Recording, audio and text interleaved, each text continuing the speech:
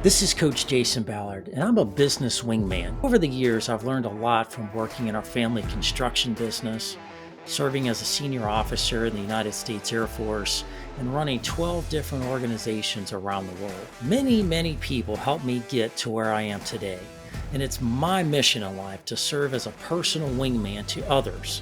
That's what this podcast is all about, providing knowledge, tools, resources, and mentorship to help people soar to their highest altitude. Hey, welcome back to the Soar Higher podcast. This is your host, Coach Jason Ballard. Real privileged to be back with you today. We've got another exciting episode. Today, we're going to be talking about the number one challenge leaders struggle with out there in the market today.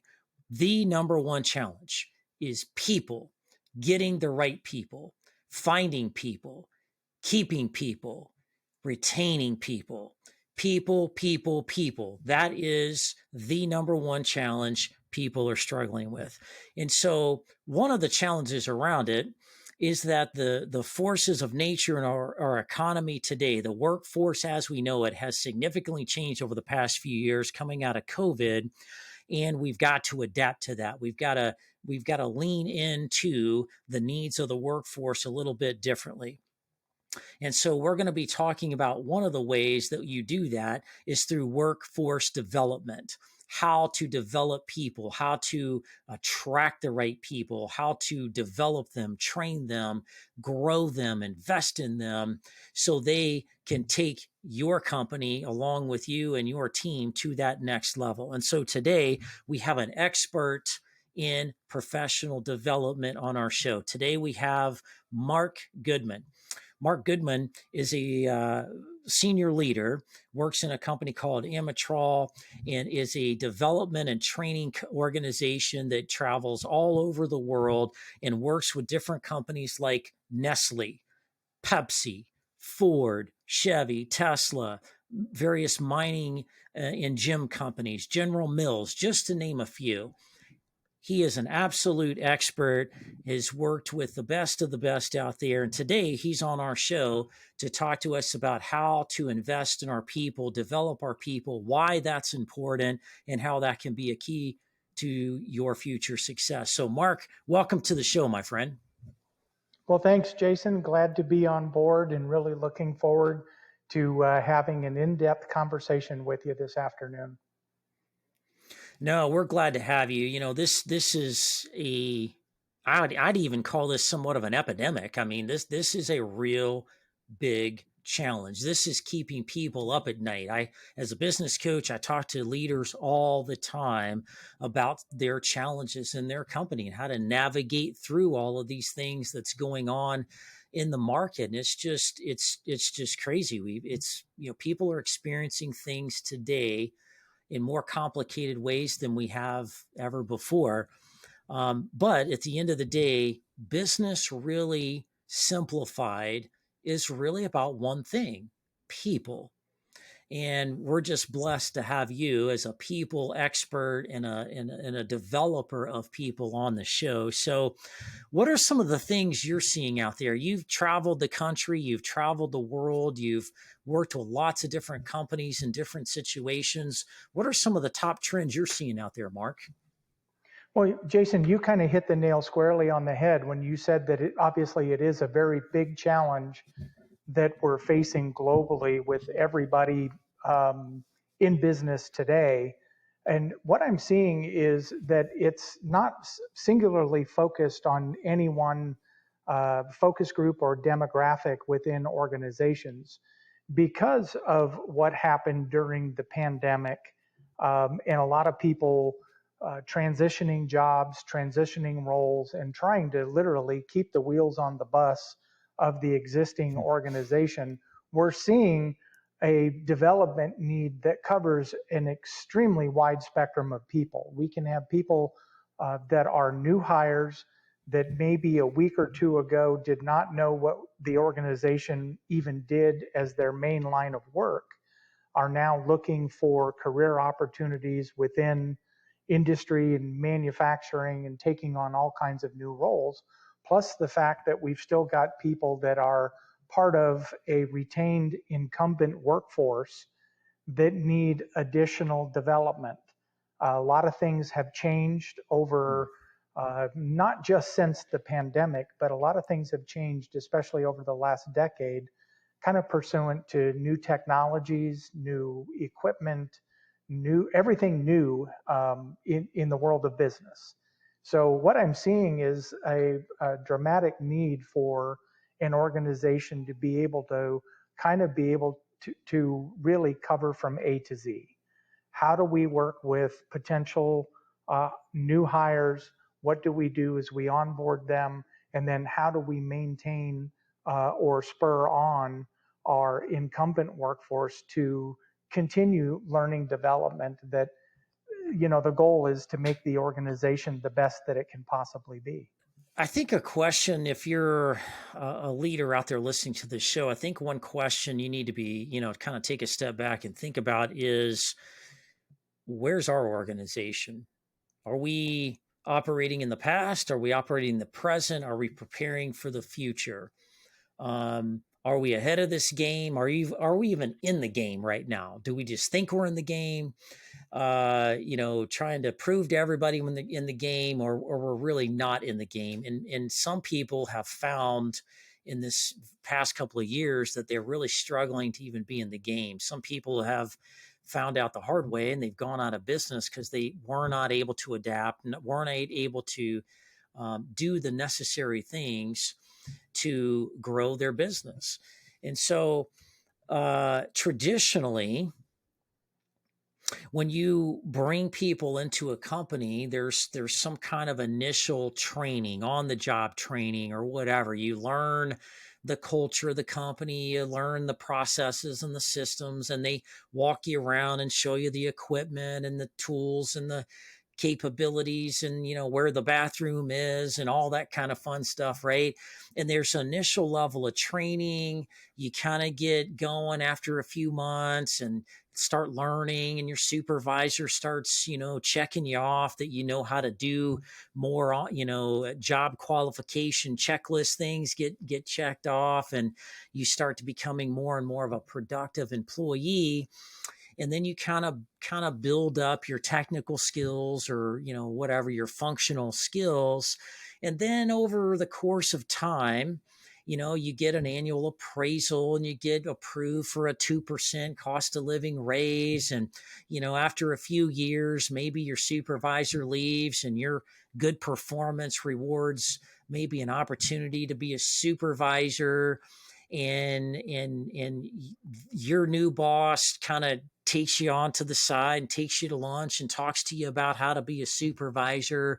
And you may or may not get any formal training on it. And people kind of get into this grind of just keep doing a good job, do what your boss tells you to do, and you get your performance. Maybe you get a bonus if the company does good, and you just kind of slowly grind away in this environment. But the dynamics have changed. Very much so. The world's the world is spinning too fast for that to happen. If you are in that traditional mindset of plugging people in and letting them learn over time, that does not work anymore. The No, old agreed. school ways were, yeah, go ahead, Mark. Well, yeah, I just wanted to say, Jason, that I really agree with that, because it's really kind of predicated on the fact that we exactly what you just described is kind of the old standard of how we really developed people inside of our organizations. Unfortunately, as an organization and as leaders of organizations, we no longer have that time to be able to allow a new person that we bring into our business, our culture, to take 3, 5, 10 years to materialize and grow into this fantastic employee, because of the fact that conditions are different now. The conditions that the organization is facing have spiked. So gone are the days to where we can say, welcome to the organization. We hope you have a lovely career here over the next 20, 30 years of your work history.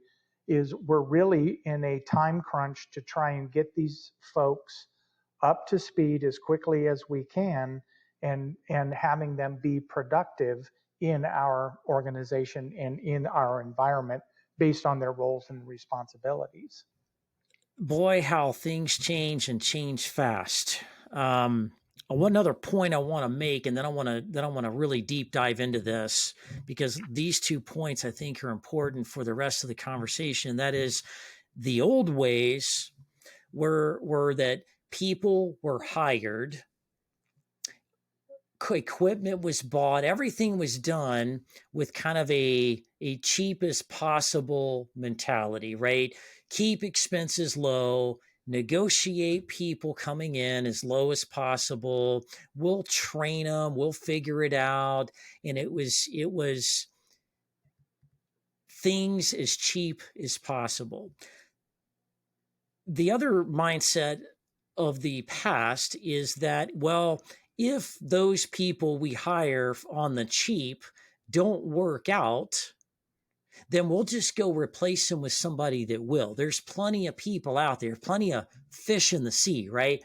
Where we can just go out and hire some new people, and we just expect not everybody's going to last, everybody's going to stay. And those two dynamics are no longer true. One, if you go out trying to squeeze all the pennies and buy cheap people, they're not going to stay. They're not going to be invested. They're not going to be loyal. That's not going to do wonders for you and your business in a highly competitive, fast moving world. Plus, the cost for which it takes to bring people on and onboard them on average is about $8,000 to $13,000 per employee when you factor in all of the things over a 6-month period, and then they just up and leave on you. The second thing is you can't just go out and hire a bunch of new people because nobody's standing in line waiting for you to hire them, because there's a scarcity of people in the market, especially good quality people that will show up every day, good attitude, wants to learn, wants to grow, wants to develop. And so now all of these things of the past are no longer true in the future. How have you seen those effects, Mark, impact things as we know them today in the market? Well, yeah, it gets to be a very ugly cycle. When you've got people that you're just trying to bring into the organization, and to your point, Jason, if you're trying to do that on the cheap, you do suffer with an awful lot of churn. And that churn really, really hobbles an organization, regardless of what the organization's function is, whether it's somebody manufacturing automobiles or somebody running a medical clinic. That churn really is a massive drain on an organization. So what I'm finding is organizations are now asking themselves, look, if we're going to stay in business, and we're going to, and let's just say if we're going to remain in business, let's not even talk yet about how do we grow our organization. But Right. if we're going to survive this global space that we're in now, and with everything that's coming at us in our organizations, we have to ask ourselves, look, can we do it if we spend 2 months moving forward and the next 2 months moving backwards? Whereas organizations that I see that are really kind of almost exponentially growing in some of the worst business times that at least I've been involved in my lifetime are the ones that are making massive investments and saying, look, we're going to do a better for our business if we hire better, if we find the right people, if we provide the right opportunities, if we provide the right culture, and if we provide the right training so that people can, again, whatever the organization's business is, they need to have people doing it successfully. So each role and responsibility has to be clearly defined, and we have to be able to teach those people in the quickest way possible how to be successful at whatever it is we're asking them to do. So those are the biggest changes that I see, is the organizations that are kind of stuck and saying, well, look, we've spent the last, let's face it, some of the organizations in America, and some of the ones that I work with, are more than 100 years old. They've been around for a very long time. So if you allow yourself to get into this, hey, this is how we've done it in the past, this is how we've really built our business to what it is today, those businesses are the ones that are probably hampered the most. Whereas businesses Yep. that are saying, let's look for real opportunities here to do a not only stay in business, but grow our business and do it with the help and the support of people who are immersing themselves in their careers, rather than just offering, somebody a, a minimum wage job. Yep. Does that make sense? It sure does, and it kind of leads me to my next point. We talked about the workforce in that, just there's not a plethora of people just swimming around in the ocean for you to go fishing after and just pluck them out of the ocean and plug them into your organization and go. Like, many years ago, the workforce is scarce. It's hard. Everybody in every industry is struggling to find good people that can fit in their company structure, culture, and all of those things, and really be value add. There's job openings all over the place, even though unemployment rate is relatively low considering our economic situation. There's still a lot of job openings out there that are still going unfilled. And so let's talk about the workforce for a minute. Then we're going to transition into some other things. As we went through COVID, something really important happened. Baby boomers started retiring, getting out of the workforce. The preponderance of the workforce today, as we went through the pandemic, about I want to say about 55%, 60% of the workforce population are millennials and Gen Z. Those types of people, the younger generation, will not work like the baby boomers. They saw their parents go through things and reorgs and layoffs and firings and ups and the downs and the roller coaster ride of corporate America with their families. And they've determined that's not how that's going to be. And so, what I see in the market, I want to get your opinion on this as well, is that the millennials and Gen Zers have a different mindset.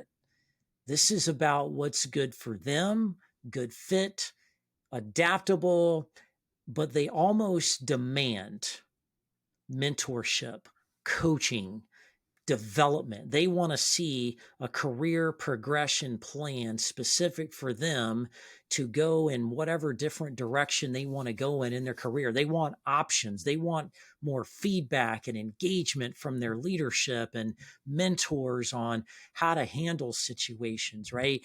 It's a different dynamic than what we've been used to in the workforce. That in itself, if you do not invest in them, you don't mentor them and help them develop themselves internally, personally, as well as for the good of the company, they will not stay. So as you're out there training and helping, these companies out there, Mark, how have you seen that impact the folks you're working with? Well, Jason, it's really kind of thrown a lot of them literally for a loop. Because as you Hmm. mentioned, if you look at the baby boomer generation and anybody that was even older than the baby boomer generation, they could potentially spend 50 years working in a career at a company. And actually, if you ask them on the day that they retire, they say, I didn't really like the job. But it was a good job. It provided what I needed for the family. And that was the approach that they took is, look, I'm going to do the right thing. I'm going to have a job. I'm going to make the money I need, and I'm going to support my family. Whereas when we look at the millennials and the Gen Zers, you're right, they are making up about 60%-ish of the modern workplace. And they need to know a whole lot more than I did when I was first starting out in my career. Um, because here's the thing, they know that they're obviously also young enough that if they don't find, if company A is not going to be the right fit, they'll simply broaden their horizon, they'll look farther out, and they'll find the correct company that they know is going to not necessarily invest in them, but they are going to show them how to be successful at their job and also provide the roadmap. Most of the companies that I'm working with, that's the biggest thing right now. They're asking me, Mark, how do we develop a true roadmap that gets somebody transitioned into our workforce, gives them the skills and capabilities that they need to be successful in their role and responsibility as assigned by our organization. But where can we have them? What could they be in 3 years? What could they be in 5 years? And again, I think that what I'm seeing is that if the organization is not clearly defining that for their more modern workforce, they are having a tendency to look beyond and say, well, maybe I'll do this until I find something a little bit better. But that's a significant shift generationally from somebody my age in the way that I approached and still approach work versus the way that the younger generation approaches work. They need the challenge. Plus, they also want to know that they're valuable, probably more than any other generation that I have known or worked with. Not to say that baby boomers and people of that age did not want to be valued by their organization, but again, they were willing to overlook a certain amount of that. Whereas today, the millennials and Gen Zers need to know that they are valuable and important aspects to the I call it the wheel environment, the wheel made up of all the spokes that keep the wheel effective, turning, and working correctly. So I think that that's what a lot of the companies that I'm talking to about workforce development are really in a quandary about.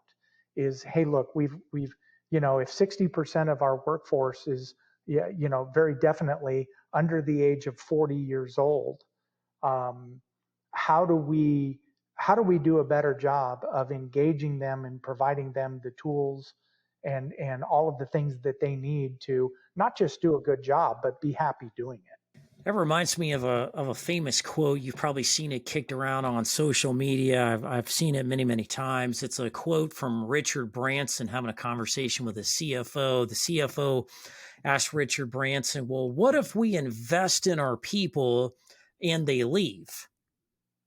And that's a big fear of leaders. We invest all this money and they leave. And I love Richard Branson's response. He goes, well, what if we don't and they stay? Right. Yeah, How I've does that help definitely heard us? that. Yeah, I've definitely Right. heard that. Yeah, I've definitely heard that, Jason. And so let's kind of break this open a little bit. We're talking about professional development, investing in your people. So define professional development. What does that mean? What does that encompass? Well, to me, I think what people are really looking for with development is the expansion and proliferation, exploration of new ideas, new concepts, new procedures, how to do everything a little bit better.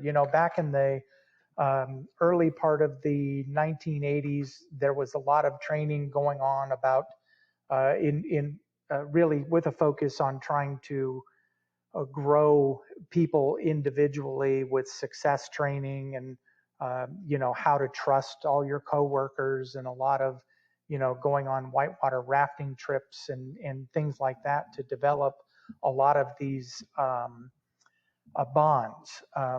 between individuals in the organization. And so I think the new workforce development is really trying to look at, all right, this is what we do. How do we do it literally faster? How do we do it better? And so for me, I think that a lot of organizations that are at least asking the question, what does what comprises our workforce development? It can't be all just highly technical training. Let's say maybe you work for you work at Nabisco, and you're going to make cookies and crackers on the plant floor. Obviously, the pressures on the company is to make cookies and crackers faster, and make more of them than they ever have before. So it workforce development has to be the expansion of ideas, new ways to do things that are going to be able to ultimately be put into motion to show the organization and the people working at the organization that because we chose to do this, we were able to drive new successes for not only the people working at the business in their roles and responsibilities, but for the organization itself. I kind of see, I mean, that is a great explanation. When you think about professional development, is this like whole person? Is this about one individual, or is it about an individual and the company? Is it about technical skills as far as soft skills, leadership skills, teamwork skills? Is it focused on one thing or kind of the whole? To me, I think it's the whole.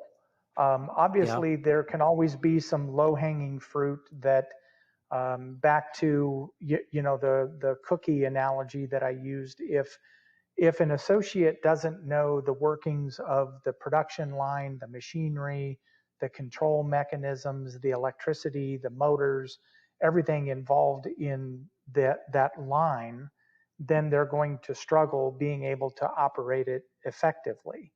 But that's not the only thing that's important, because, for instance, what if we were able to do at a very high level, provide technical training, but it wasn't motivating enough for the associate to want to come to work 5 days out of the week? So businesses are finding that it's they may want to focus on something initially, because again, it could be so large that we may not even know where to start. So the best way to start is develop a plan, choose a direction, and let's start moving and measuring everything let's move in that direction and measure everything we're doing. And if we can see by the measurements that we're becoming a little bit more successful, we're making more cookies in a shorter amount of time, we're having less turnover, then obviously we're moving in the right direction. But holistically, now, especially because, as we've discussed, this millennial and Gen Z portion of our population work very differently than anyone who has ever worked before them. So there needs Yeah. to be a focus on the more, eating all the way around the cookie instead of, just nibbling on one side of it. So I see a Yeah. lot of organizations that are really trying to find something to initially focus on, but then that's also, to me, the purpose of workforce development, is to continually expand the scope of what we're going to be providing for our associates as new things to learn, progressions, policies, procedures, things to do, and those things also have a very dramatic impact on the success of our business. Yeah. So, why do you think it's critical for leaders to be leaning more into this holistic development? I've got a couple other things I want to touch on there, but first, I want you to talk about the importance of a professional development component to an organization. if you don't have a professional development component to your company today, you need one. If you don't have one, you're going to struggle to compete in the market. You're going to struggle to keep people and compete, etc. What if you don't have professional development? What if it's, even if you do have it and it's not done well, what are the consequences of not having professional development aspects of your organization? Yeah, that's where I see the stasis come in, is the fact that if there's no plan for professional development, we're going to get back to, we're going to hire 25 new hires to come in and work for our organization this month. And between now and 90 days from now, we've not made them happy enough to stay with us. And we're just going to get caught in this endless cycle of having to continually bring new people in. I often use the analogy that you live in Louisville, I live in southern Indiana, so we're not too far apart. But if you and I both wanted to drive to Los Angeles, California, we could jump in a car and I think we head west. And if we drove long enough, we would probably run into California. But we may meander and we will probably get lost literally, if not hundreds of times, at least dozens of times trying to find California. Whereas if we sit down and we say, all right, Jason, we're going to go to California. It's going to take us 3 days to drive there. Here's where we're going to stay. And here's all the freeways, highways, and boulevards we need to get to land in California. Seems to be pretty logical for us to do that. What's interesting is most people in business forget that part of the development plan. They simply have these ideas that, hey, we need to do a better job at whatever it is we're doing. Yep. For instance, if you're in sales, sell more. We need more sales team. So please go out and sell a whole bunch more. There needs to be a specific plan for doing that. So the companies that are putting together a true development plan are showing all of their associates that currently work in the organization where the bus is going. Um, I don't know very many people that will, go get on a Greyhound bus if they don't know where it's going. I don't know. Maybe there are a few adventurous Huh. folks out there that would just, buy a ticket and get on and wind up wherever they wind up. But most people want to know, where are we going and what's my role? What are my responsibilities? And what are you going to ask me for along the way to make sure that we're getting to where we all want to be? So I think, to really specifically answer your question, companies that aren't putting any emphasis on a true workforce development plan are finding themselves very stuck, and they're continually eroding. It's Yeah. not getting better for them. It continues to get worse. And ultimately, I would imagine that the company would go out of business. Yeah. Yeah. I'll say it a little bit more directly. I think you said it well. If you are not investing in your people and your people are not growing, internally themselves and for the company, your company's going nowhere, because people are the future. You need people to grow in the company, to gain experience in the company, to be able to teach other people in the company. Leaders are there to motivate and influence people. Leaders are there to grow new leaders, and leaders are there to set people up for success. And if you're not giving people all the training, the skills, the knowledge, the tactics, the techniques, and all the things they need to do to be successful personally and professionally, you have no future business, because you can't go out and just hire all those people and pay them millions of dollars to do it. They will not stay. And you cannot find them, because they're going to go to work for people that get it differently than you do. So if you aren't investing in your people and you're not developing them intentionally with a written down plan that's connected to their monthly, or I'm not monthly, but yearly appraisals and performance and all of those things, where everybody's got skin in the game, everybody's on the same page, everybody's winning, right? I think lot of what you're saying, if I'm not mistaken here, Mark, and feel free to, cut me off and tell me I'm wrong. But what I think I'm hearing you say is everybody has to win in this game, right? The business gets to win because productivity's up, morale's up, performance is up, and you're doing things more effectively, efficiently. People are happier. They're excited to come to work. They're willing to work late if you ask them to work late, and they feel like personally they're growing. They're learning new soft skills, learning leadership, learning management tactics, right? They feel like they are improving themselves. And so people will leave for the following three reasons. If you have retention challenges, it's probably one of these three reasons. These are the top three reasons people leave. One, a bad boss, an issue with the boss, a boss not communicating, a boss not leading, a boss that's micromanaging, a boss that doesn't talk to them, doesn't communicate well, confuses them, tells them different things on different days, some type of an issue with the boss. Number two, they're not challenged or developed.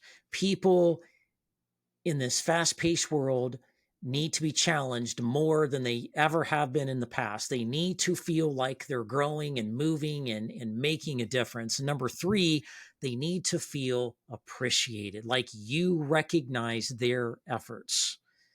Not just how many widgets you can make, but they showed up with a great attitude. They are appreciated and recognized for going the distance to make your company as successful as possible. So when I think about professional development, I think about it as kind of like a three-sided triangle, kind of a 3D triangle. Like one, you've got one side is kind of like the needs of the company, right? The company needs you to master, if you start out at the front lines level, the company needs you to master the front lines level, to understand the equipment, how it works, how to fix it, how to maintain it, how to prevent bad things from happening, how to work together as a team, and how to communicate effectively, and how to get along with people and solve problems at the lowest common level, right? Then the company needs you to be able to supervise. They need you to manage. Then they need to be you to eventually be a leader, if that's in the cards for you, right? The company needs leaders at the top, managers in the middle, and employees at the front lines level, supported by probably a group of vendors that come in and support them where needed. And all of those things are critical. And as a company leader, you've got to make sure you're filling in all of those spaces in the company because they're all critical. And the question is, well, how do we move people up in the company? How do we progress people to fill these positions as the senior people roll out and retire, as people come and go? How do we build greatness in the company organically in addition to bringing them in? The other side of the triangle, I would say, would be more personal development of the individual. Start off with clarity. Clarity meaning, who are you? What are your skills? Where are you assessed? Assess them. Give them an assessment. I'm sure, Mark, you probably have an assessment. I've got assessments, right? Assess these employees at where they're at, and then have mentoring conversation, coaching conversations. Well, where do you want to go? What does the next 3 years look like for you? Yeah, that's a really good point that you bring up, Jason. And I will share with you that probably 90% of all of the organizations that I work with globally do start with some type of assessment because they literally don't have a clear understanding of who and what they really are at this moment in time. They have a perception that we make widgets and we're really good at making widgets and we're still in business, so we must be making money at making widgets. When literally they find out that they may be hanging on by a thread because they don't fully understand where all of their associates are based on the role and responsibility that they might have for the organization? Do they know what they need to know?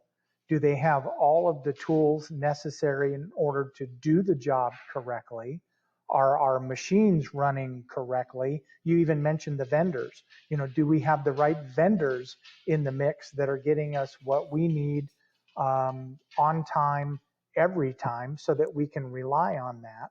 And there's one other thing that's very interesting, and I don't want this to come across like I'm kind of trying to bag on millennials and Gen Zers. But the reality that I'm finding is they don't know as much as their older counterparts because they simply have never had those experiences. That's So, right. what we're finding is that in order for an organization to be effective and be good at their workforce development, they have to come up with ways that doesn't leave. Again, we can't leave the incumbents that are working for us completely behind, because then we're kind of ruining the culture for them, trying to build it up for this other demographic within our organization. So that's why I'm saying that we have to be able to put it all together and not just focus on. I'll be honest. I have some industries, they're heavily engineering driven, and all they want to do is focus on technology. And again, that's fine. There's a lot of technology that needs to be learned and understood. But if we don't set up the right culture within the organization and meld everyone into this fluid and very dynamic process kind of all together, then we're also not winning. You mentioned that win-win situation.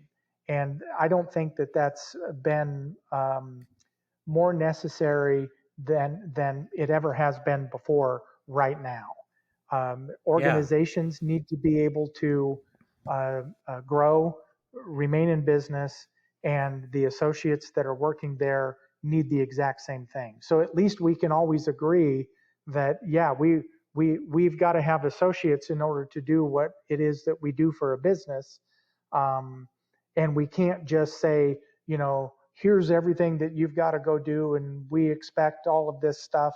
We have to be able to show, teach, and mentor and prod them along. And again, uh, all through a very clearly identified roadmap. That's right. So no matter where your people are, some people are at senior levels of management, some people are supervisors, and some people are frontline employees.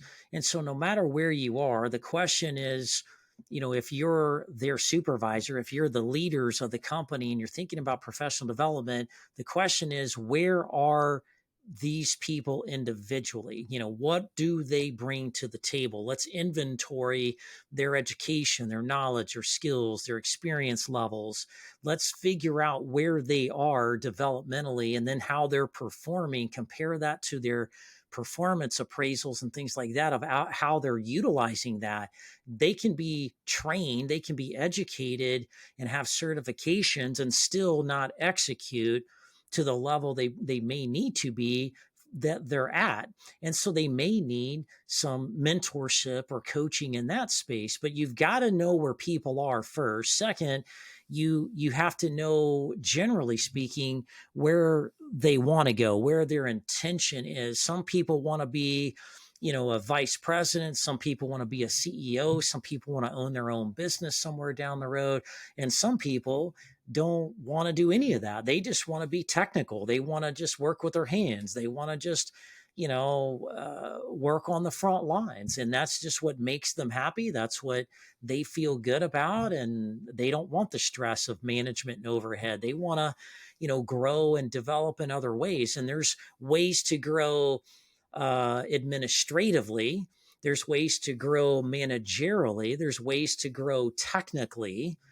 And so regardless of your path and what those options may be, you can always grow no matter which direction you want to go in. You're always improving and growing to some extent. The question is, what are those options? And then making sure people And a lot of times, supervisors and managers aren't really fully equipped to coach and mentor people in a full career roadmap scenario, because they may or may not even have the experience or the knowledge of what that looks like too. That's the value of somebody like you, Mark. They can come in and look at them technically and in these different ways, administratively, technically, etc. Or even a guy like me, and a business coach, executive coach, comes in and you look at these things and you can see where you have capabilities to develop people and where you don't, and how to fill in those gaps to make sure that happens. So, Mark, if I'm a leader out there and I'm listening, if I'm a frontline employee and I'm out there listening to this podcast, the next question in my mind is, okay, we've talked about this. How do we get started? How do we know what excellence looks like in driving a professional development program? What does it consist of? How do we build it? How do we know we've done it right? Well, hopefully the organization has a pretty good idea of where they want to be at the end of the year, next year, and 3 years down the road. So for one, I think that clearly understanding where you're at today versus where you want to be in the future is of paramount importance. So having that workforce development plan fully fleshed out, again, to me, Jason, is of absolute paramount importance. Whether that be that we want to expand our scope of products, or we want to do better with the products that we currently have. Maybe we even want to scale back and do really go back into what we do specifically better than anyone else in the world. So it comes down to understanding where do we want to go, and then trying to, I call it reverse engineering. Will backfill. Okay, what is that? What are the needs then behind that? Do we need a larger workforce?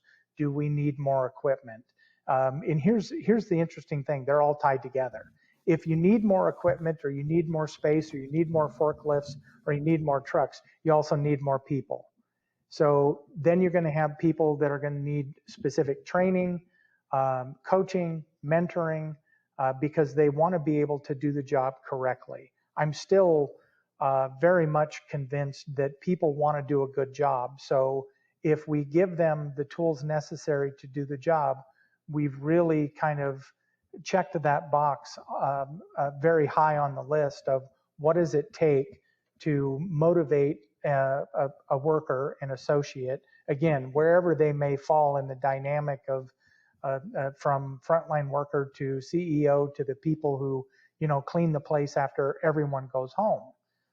It's a matter of clearly defining what that goal is, and then looking for the resources, materials, and tools necessary to be able to give people everything that they need. For instance, if you're going to work on your car on the weekend, you can't go out there with a weed eater, open the hood and think you're going to do any good with a weed eater. Weed eater's a nice tool, but it's not the tool that you need.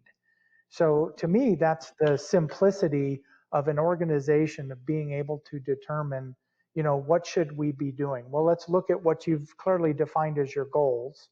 Let's break those down into consumables, something that we can get our arms around, something that we can digest, and something that we can act on.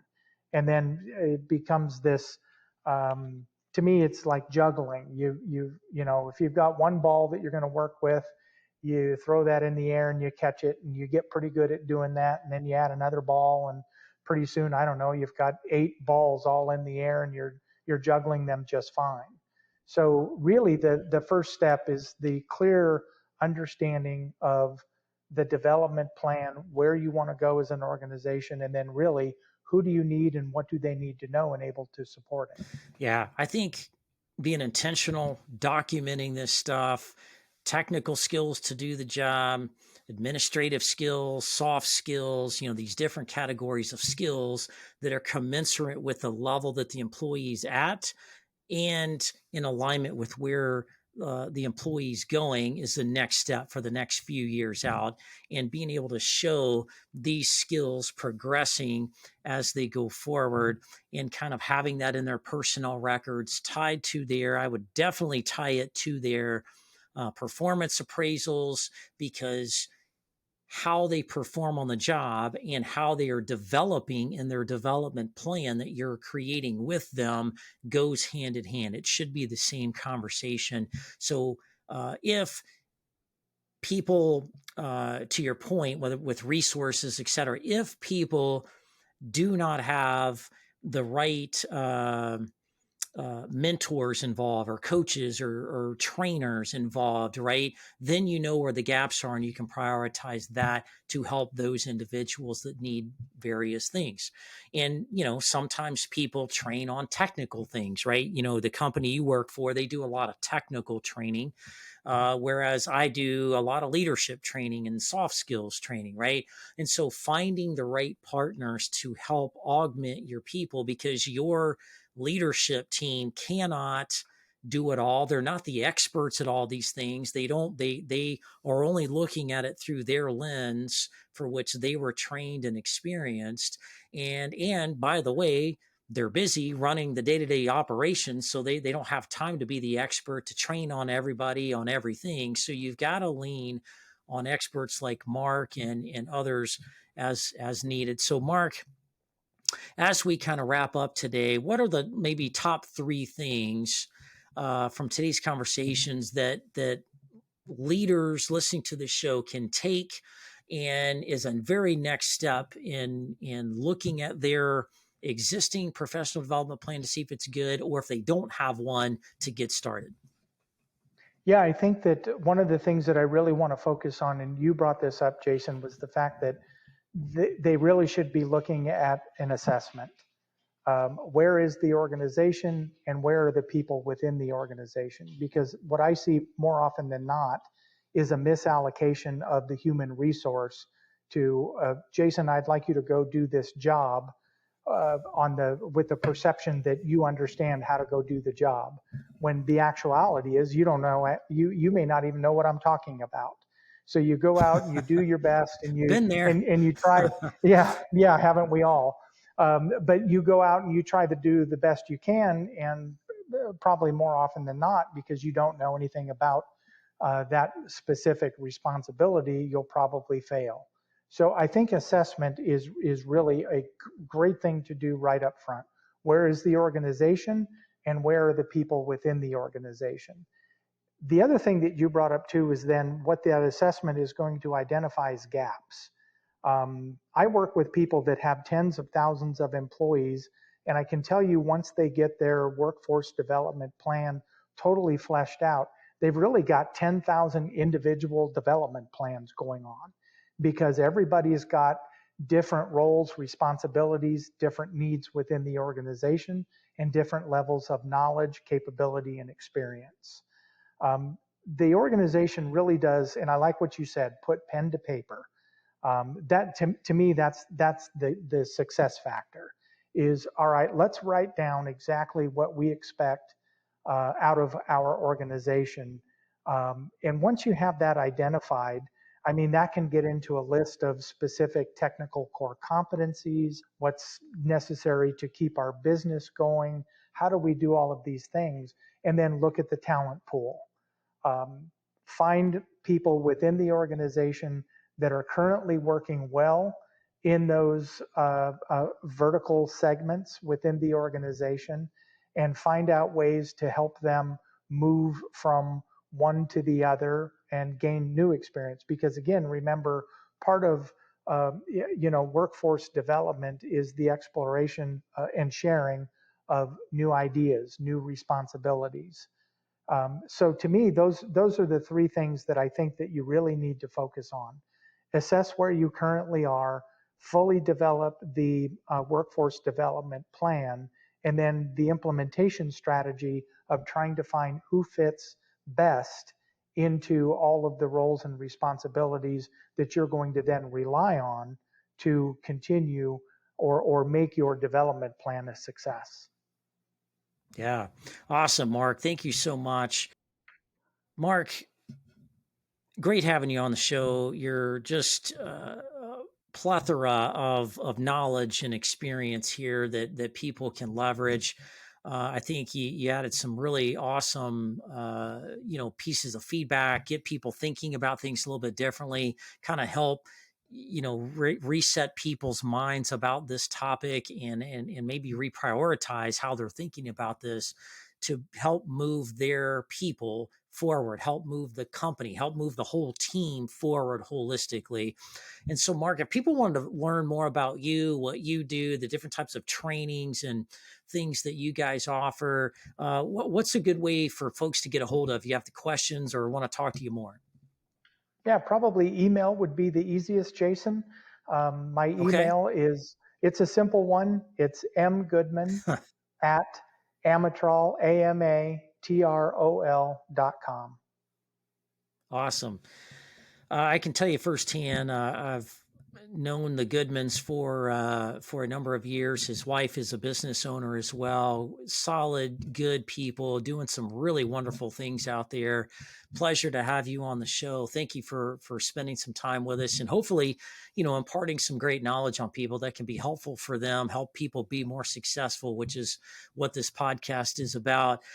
If you, for some reason, are driving in your car or listening when you're mobile and you didn't get a chance to write down Mark's contact information, that's okay. We're going to put it in the show notes. You can go to this specific episode, open up the show and all the different podcast venues we offered and social media channels we offered. You can download it from the show notes. If you have any other questions, thoughts, or concerns, you can also reach out to the podcast and myself.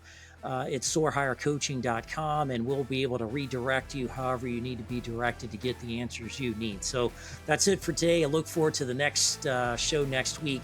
Have a great week, everybody.